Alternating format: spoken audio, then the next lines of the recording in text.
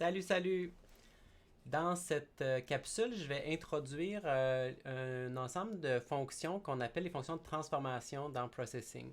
Et ça va être utile pour quand on va vouloir faire des déplacements, déplacer des objets, les agrandir, mais surtout pour pouvoir faire des rotations, qui est une opération qui est quand même assez complexe quand on veut le faire à la main, à la mitaine dans Processing.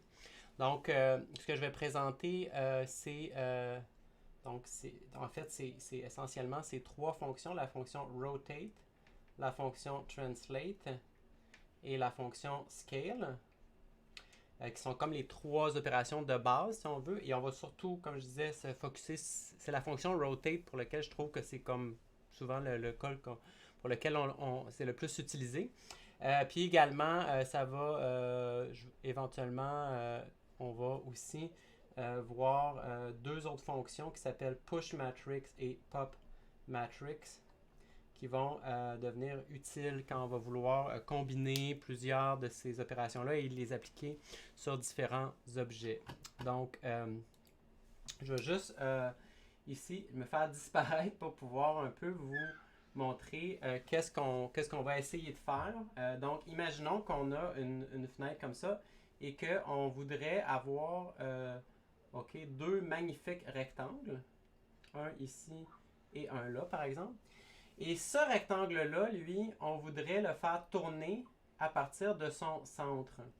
Tandis que lui, on voudrait le faire tourner, mettons, dans l'autre direction, dans le sens, donc un dans le sens des aiguilles d'une montre, l'autre dans le sens anti-horaire, mais à partir ici du coin. OK? Ça va être un peu ça, notre but. Mais éventuellement, si on veut, le gros avantage que ça va représenter, ça va se situer au niveau de pouvoir, par exemple, dessiner des objets, toutes sortes d'objets un peu plus complexes là, que des rectangles, puis être capable de les faire tourner et les déplacer de façon en tout cas, de façon beaucoup plus simple, en tout cas dans le cas des rotations. Ces opérations-là, en passant, même Translate puis Scale, il y a des gens qui deviennent des maîtres dans l'utilisation de ces fonctions-là et qui les utilisent tout le temps et qui arrivent à des résultats vraiment assez intéressants. Et quand on arrive éventuellement, si vous arrivez à un point que vous allez faire de la 3D, ça va devenir extrêmement important de pouvoir maîtriser ces outils-là.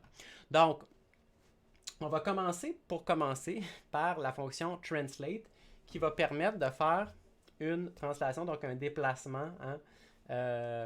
Et ça, mettons, on le sait déjà un peu comment le faire. Fait que, tiens, juste pour faire ce changement, je vais me faire un background noir avec un fil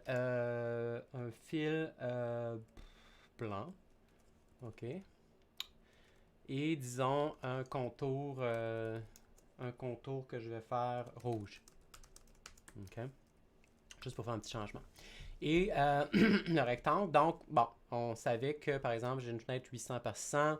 Disons que je vais faire mon rectangle à la position, disons, 50 ou 100, 100, 100, OK? Et je veux un rectangle, disons, de 200 par 150 de haut. OK, on va commencer par faire ça. Fait que ça, ben, voici le résultat. J'ai mon rectangle qui a la petite bordure rouge ici. Qui est là, qui est dans mon image. Juste, je vais faire la bordure d'une autre couleur, en fait, parce que, en tout cas, je vais vous montrer quelque chose plus tard, puis ça va vous peut-être mélanger les couleurs. Fait que vert, contour vert, OK? Donc, contour vert, intérieur blanc, fond noir. Et là, je suis à 100, 100 ici, OK? Donc, je vais juste vous montrer. Il y aurait une autre façon de faire ça, OK? Qui serait... Parce qu'en ce moment, ce que je suis en train de faire, OK, ici, je vais juste pour les besoins de la course, je vais effacer tout ça. J'espère que vous avez pris des notes. Donc, je vais juste me remettre avec ma fenêtre ici. Bon. Et j'ai mon rectangle ici qui est au point. Donc, ici, c'est le point, on disait 100, 100. OK? Et en fait, ici, le petit coin de l'écran, si on veut, c'est le point 00. Hein? C'est le point d'origine. Le point d'origine de mon canevas, de mon écran, c'est au point 00. Alors, une autre... Fait que dans le fond, mon rectangle est toujours dessiné de manière relative. Hein? Il est dessiné de manière relative à l'écran, au canevas, OK? Qui est la fenêtre ici que j'ai. OK? Donc, le point ici, c'est le point 0, 0. Et ça, ici, c'est 100, 100. Mais donc, une autre façon qu'on pourrait faire, qu'on pourrait dessiner ça, c'est qu'on pourrait dire, ben, imaginons qu'on met plutôt que le point d'origine, OK? Le point d'origine ici va être là, OK? Donc, on change notre point d'origine. Au lieu que le 0, 0 soit là, ça deviendrait là. Et ça, on peut faire ça en appelant la fonction translate. Donc, on va dire, je translate, je perds une translation, non pas d'un objet, mais de mon point d'origine. Donc, je change mon point d'origine. À partir de maintenant, mon point d'origine, c'est 100, 100. Donc, si je remets ça, ben là, c'est un peu... OK, qu'est-ce qui se passe? C'est un peu bizarre, hein? Le rectangle s'est déplacé. En fait, il est rendu à 200 d'un 100. Pourquoi? Pourquoi? Ben, c'est parce que je le dessine toujours à 100 points et 100 points.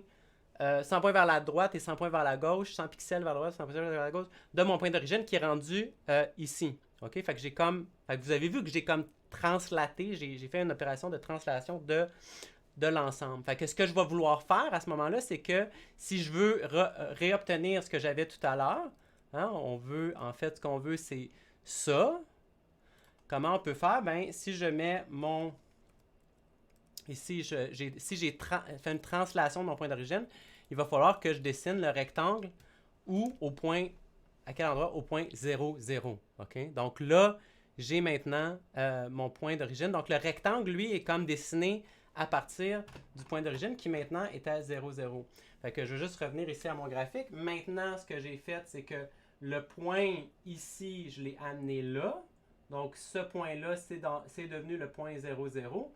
Et donc à ce moment-là, ça veut dire que le coin de mon rectangle aussi doit être au point 0, 0. Ça va? C'est OK. Si vous n'avez pas compris, ben essayez de peut-être des fois de rejouer la vidéo, faire une petite pause, essayez de penser à ça. C'est vraiment qu'on a déplacé le point d'origine de la fenêtre. C'est un peu weird, mais ce qui est intéressant, je vais juste vous montrer quelque chose. Admettons que j'ai un autre objet, n'importe quoi. Je vais mettre un autre, par exemple, un autre rectangle qui va être, je sais pas, un petit peu plus loin. Mettons, tu sais, je peux le mettre, mettons, au milieu de l'autre, OK? Ou... Ouais, c'est ça. Fait que je vais faire, mettons, je fais n'importe quoi. Donc, je dessine un autre rectangle par-dessus. Bon. Ben, fait que mettons que je vais en faire un autre. Je vais me faire un truc avec faire comme genre deux yeux, on va dire. Je sais pas. Je vais mettre ça, je sais pas. Combien? 100, 200, 150. Pas tout à fait. Ouais, bon, à peu près. Ok. J'ai comme un genre de bonhomme là. Puis tiens, je vais faire même lui, je vais changer le fil là, pour le mettre à 0. Ça va être... OK, bon, ça a l'air plus d'un bonhomme. Donc là, j'ai mon bonhomme, OK? Admettons que quelqu'un me dit « Oui, mais là, c'est super cool, j'aime ton bonhomme, je veux que tu te déplaces avec la souris. » OK. Mouse X, Mouse Y, on se rappelle de notre Mouse X, Mouse Y. Donc, disons, dans l'ancien temps, une façon, avant de connaître Translate, mettons qu'on se ramène à une époque qu'on ne connaissait pas Translate, ben ce que je devrais faire, je devrais venir ici, hein, tout mettre Mouse X, Mouse Y un peu par... Mais là, il faut vraiment que je le fasse pour toutes, hein, pour toutes mes affaires. Donc, ça devient un peu comme lourd et compliqué. OK? Faudrait que j'y pense moi-même à déplacer chacun de mes objets, chacun de mes dessins de rectangle, un après l'autre. Alors, ça, c'est comme si on n'a pas de Translate, on est obligé de faire ça. Avec Translate, checkez ça. Tout ce que j'ai à faire, hein, si on se rappelle, ça serait de déplacer mon point d'origine. Donc, l'ensemble, si on veut, du plan cartésien.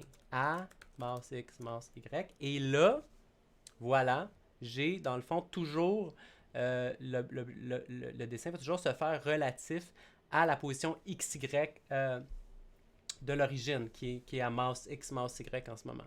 Puis vous pouvez imaginer toutes sortes d'autres. Vous pourriez faire une variable qui va changer le X de la fenêtre et faire des translations. Donc, on se laisse là-dessus et dans la prochaine capsule, on va parler un peu plus des rotations. Salut, salut!